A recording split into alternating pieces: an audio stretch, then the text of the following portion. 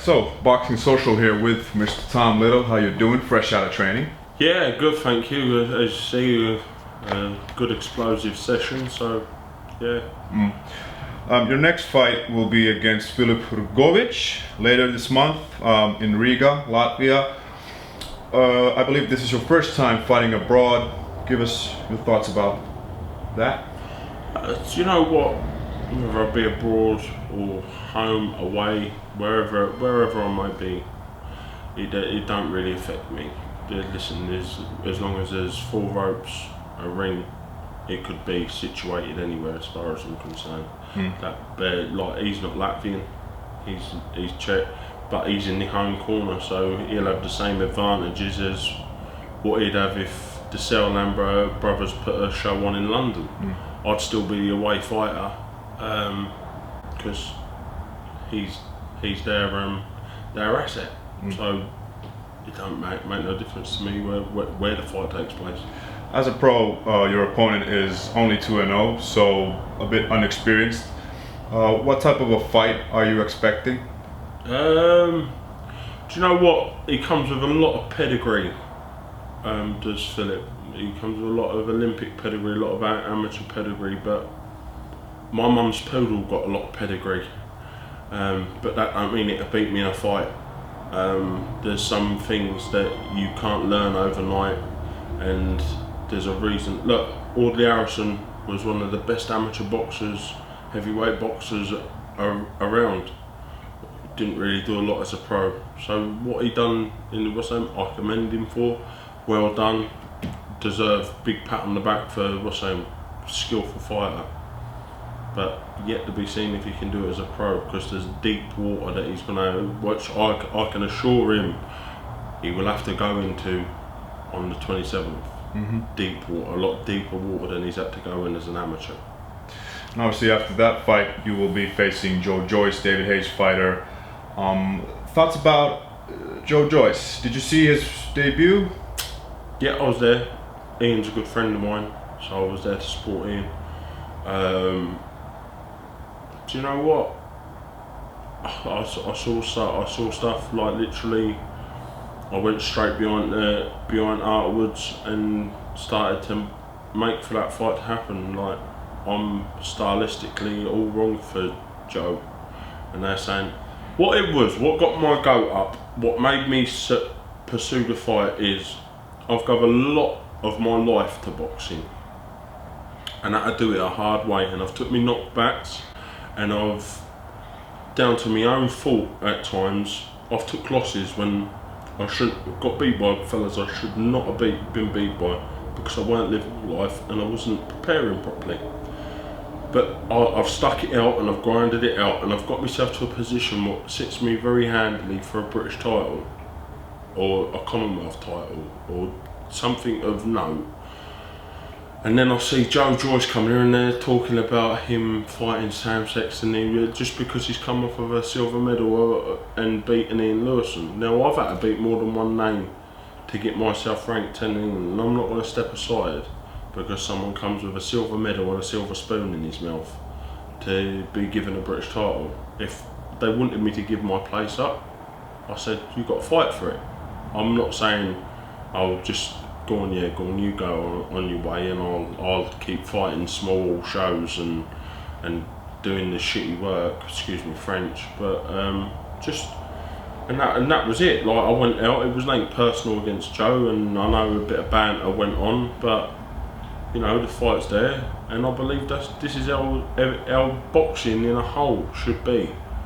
Like, all this here, not selecting, picking fights. So I genuinely think in the ranking system there should be, if you refuse to fight someone who's ranked around near your mark, you should lose your ranking. And that's just how I see it. Obviously, these two upcoming fights, both bouts will be on very big stages. The Hrgovic fight will be in Latvia. That's a World Boxing Super Series event, and obviously the fight against Joyce will be at the O2 in London, which is the WA2 card. How does it feel finally fighting on the big stage instead of the York Hall grind? Yeah, listen, York Hall's like the home of boxing, and I'm privileged to have served a lot of my apprenticeship there. But the big stage is where fight was, and I believe I'll rise to another level when I'm very much not a showman. Well, I lark and miss the belt, I do, but I am a showman. I perform better under big lights, under pressure, and yeah, it's going to be a surreal feeling, a very good feeling to step out in front of a massive audience and do what I love doing. In terms of preparation, has there been any different stuff that you've been trying out? Just because it's a big stage and etc. etc. Nah, look. As far as I'm concerned, no matter whether there be 10,000 or 10 people in a room, as far as I'm concerned, when it comes down to it, it will be just me and Filip in the ring and a man to make sure that there's nothing dirty going on.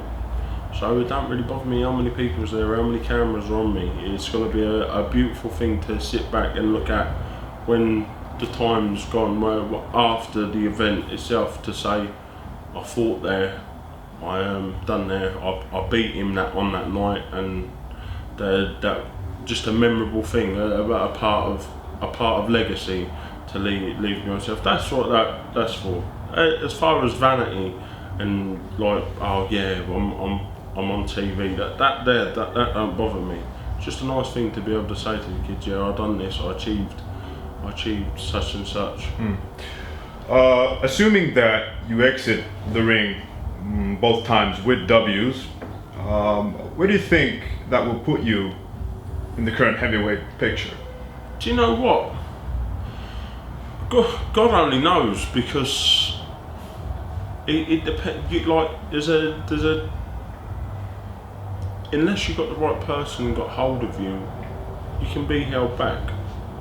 Now let's have this right. I've gone into both of these fights. I'm going into both of these fights as an opponent, which an opponent's expected to lose.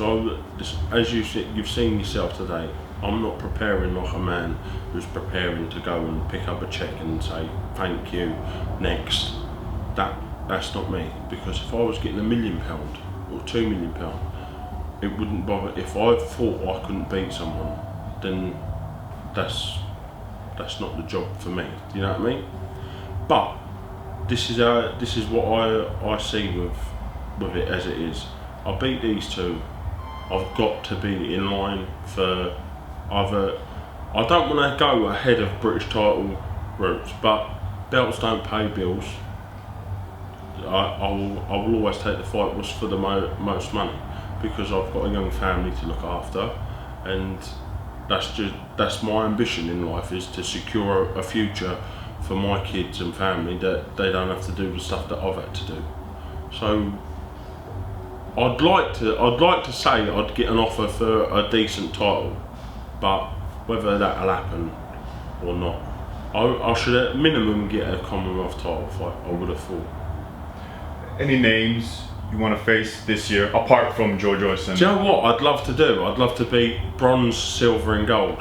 Do you know what? I'd love that. That'd be something I'd love to do. I'd love to fight all 3 Olympians and beat them.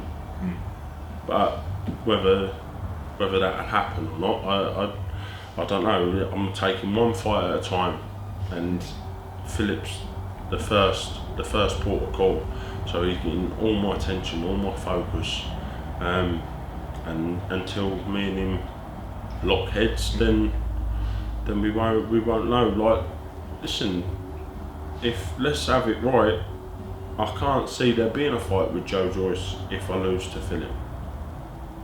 Like, what, I haven't got nothing to offer to bring to the table there.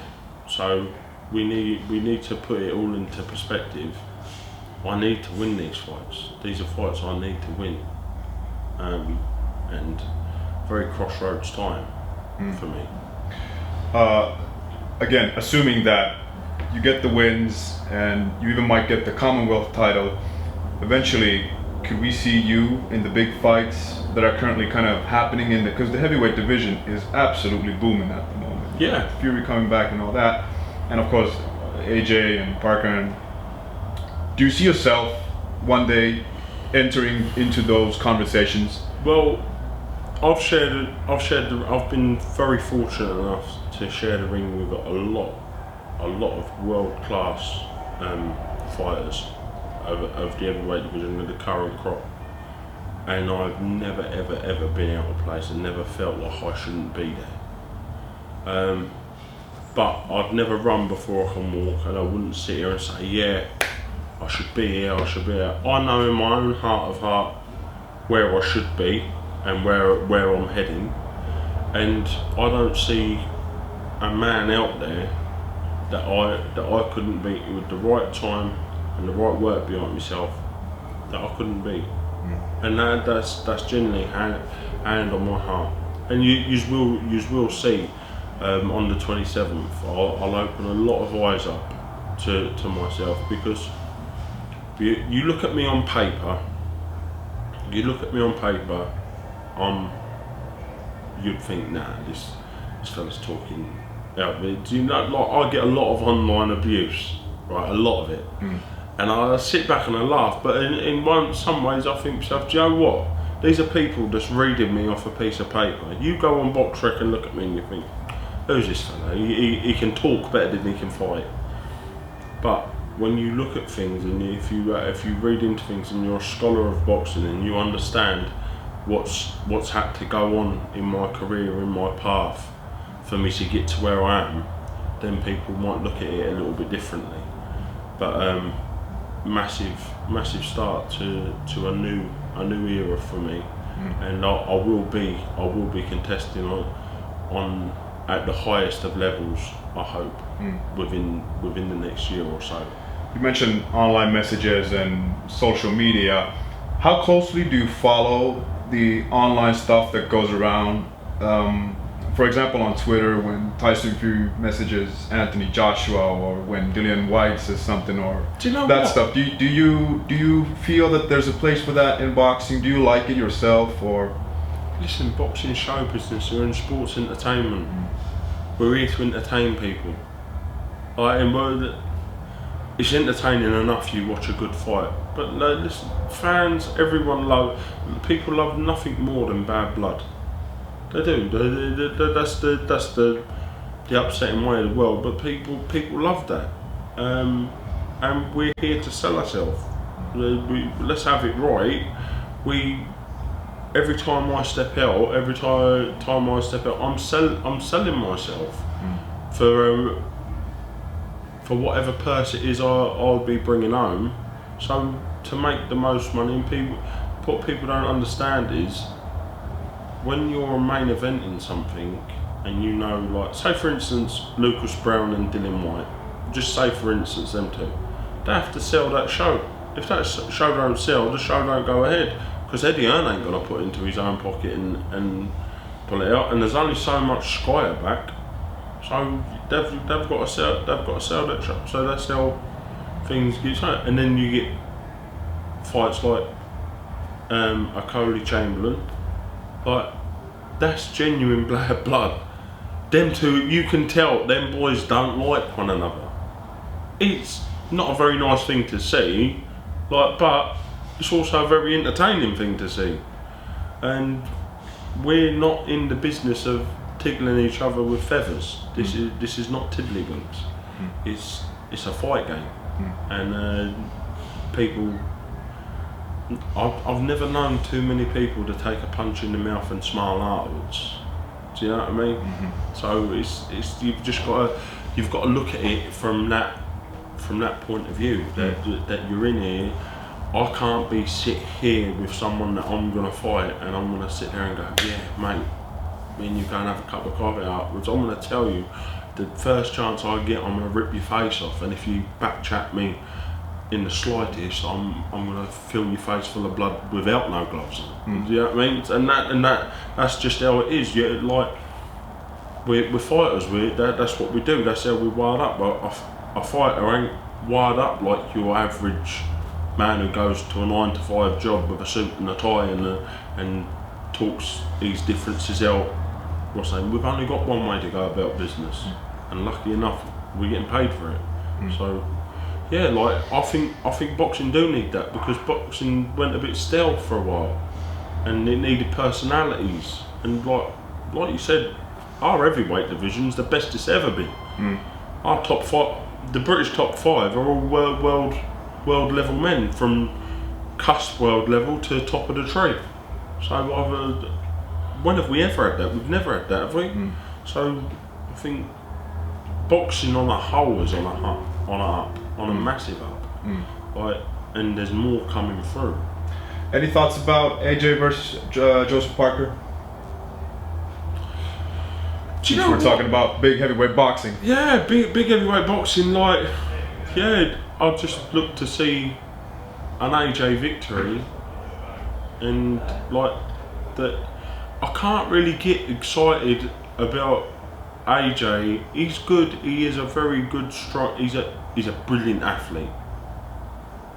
AJ's a brilliant athlete, but he's not the man that beat the man. Tyson Fury's the man that beat the man. So until he's what, to me, from my opinion, and people can take it however they choose to take it, he's walking around with belts on lease. They're not his until he fights Tyson. Now listen, how Tyson come to lose them belts, that's another topic. But he did not lose them belts in the ring. So, like, but that's what I mean. Like, how good's that we've got 2 good enough heavyweights in Britain to even have that argument about? Like that just shows you how far boxing's come. Like in Britain, like we've got 2 men squabbling about who's the rightful unified champion. Do you know what I mean? Yeah. Like, so that's it. Like, I think for my money, if I had to put my last pound on it, I'd have to go with Tyson, because he's a very talented man with a lot of attributes to go with it, like height, size. People say he don't punch. Let him punch you in the face and see if he don't punch. He do. Trust me, he do. And Joshua's a beast, isn't he? He's a monster. Do you think they'll eventually fight this year, or maybe we could see that fight next year? What's your take on that? I'd like to see. I wouldn't like him to see him rush Tyson into that fight. He's got time. I reckon it's a better fight for next year. Let Tyson come back, have a few wins. There's plenty of heads there for Tyson to beat and ease himself back into the saddle, because 2 years he ain't been out for 5 minutes. He's been out for a long time. So yeah, just like to see him come back in nice and easy, and then the fight's there. But the danger is of Joshua getting beat in that time, and also the danger is of Tyson getting beat in that time if he comes back, tries to be too ambitious coming back. Yeah, because right now, I mean, obviously it was only a tweet, but he did tweet that no warm-ups, no nothing this summer. Let's do it. Do you think that would be the ideal situation? Tyson's a law of his own, and he's when you spend time with Tyson, you see him from a lot of different angles. And listen, I genuinely believe a fit Tyson best is AJ on whatever night they come out. A fit, well Tyson, AJ's not the man to beat him. But still, give yourself the best chance. As I'd say to any athlete, any fighter, give yourself the best chance. Why do it then? Do you know what I mean? Why? When you can get paid handsomely for his comeback fighter. He could walk and pick an homeless man up off the side of the street, put in there and earn a fortune just for Tyson coming back. just to see him in a boxing ring again. So why? Why? Listen. I genuinely believe if you get a lemon, squeeze it, and that's what I'd do. I'd make the most of his career now and make the most money.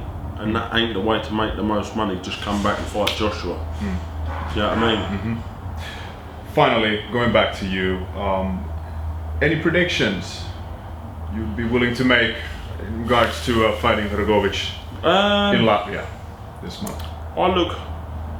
I look to stop him, and I just look to stop him.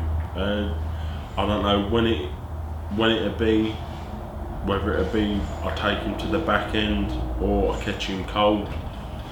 I look to stop him, and I look to hurt him, and that ain't me player. Listen, I will be like a lot of people haven't seen that side of me. I'm a very vicious person, and when I mean hurting someone, and I'm determined to, I've left no stone unturned, nothing. I plan on doing him serious harm that night, and I plan on stepping on him, and I will not let him breathe, I will not let him move, where he will only be able to do what I allow him to, what I let him to do. And I'm going to punish him for, first and foremost, for letting his team be so silly, and then I will knock him out. I 100% will knock him out.